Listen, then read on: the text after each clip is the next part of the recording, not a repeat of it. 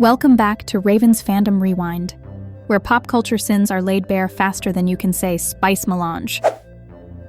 Today, we're diving headfirst into the sandy chaos of the 1984 film adaptation of Frank Herbert's sci-fi masterpiece, Dune.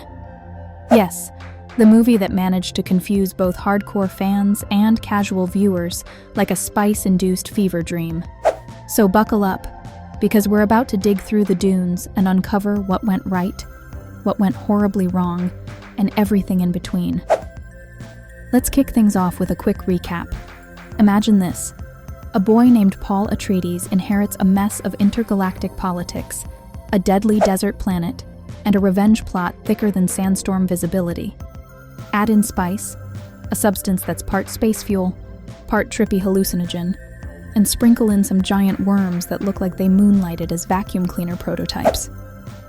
Oh, and did I mention there's a prophecy about Paul being some super being called the Kwisatz Haderach? Because of course there is. Naturally, chaos ensues. This movie tried to cram an entire epic saga into one very confused visual casserole. We get political intrigue, ecological disasters, interplanetary warfare, and Paul learning to control the spice and lead the Fremen, all while wearing some of the most 80s-tastic costumes you've ever seen. Seriously, the shoulder pads alone could rival an Empire fleet. Now let's talk about the behind-the-scenes drama, because honestly, it rivals anything on screen. Did you know that before David Lynch stepped in, this film was supposed to be directed by Alejandro Jodorowsky? That version would have been a 14-hour epic featuring Salvador Dali as the Emperor. Yes, you heard me correctly, Dali. But Lynch's version wasn't any less ambitious or bizarre. The studio meddling was so intense, Lynch didn't even have final cut privileges. They chopped the movie like chefs on a time crunch, and the result? A plot messier than a spice binge. Even Lynch disowned it. Now here's the truly horrifying part. They added a voiceover narration that explained every single thing happening on screen, because clearly, audiences couldn't be trusted to follow the plot. It's like the movie was mansplaining itself to us.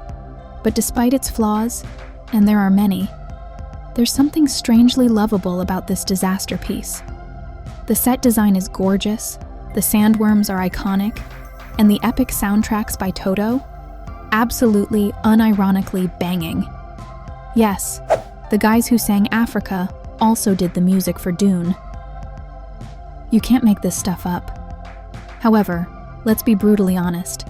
This movie is like trying to read the entire Dune book series in one sitting while being yelled at by a choir of monotone space priests.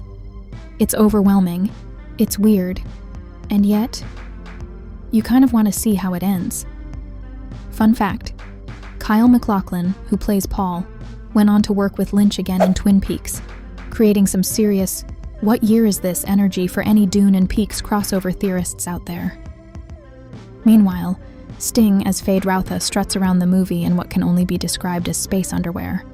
Honestly, it's iconic, but also deeply uncomfortable to watch while sober. But hey, if nothing else, Dune 1984 taught us that adapting Frank Herbert's masterpiece is no easy feat. It's like trying to compress The Lord of the Rings into a 2-hour interpretive dance routine. Intriguing in theory, but definitely doomed to faceplop on execution. Let's not ignore the elephant, or should I say, sandworm, in the room. The pacing. Good grief. If you've seen Dune 1984, you know it moves like someone accidentally hit the fast-forward button on some scenes, and the slow-motion button on others.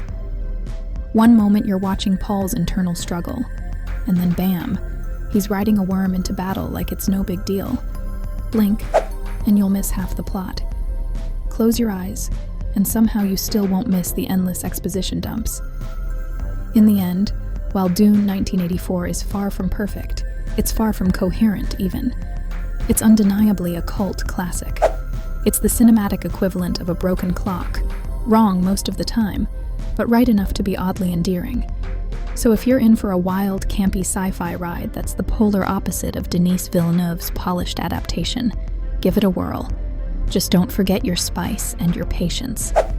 Another fandom officially rewound.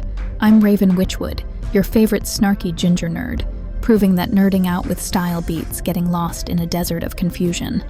Until next time, may your favorite franchises never be remade without at least one giant sandworm.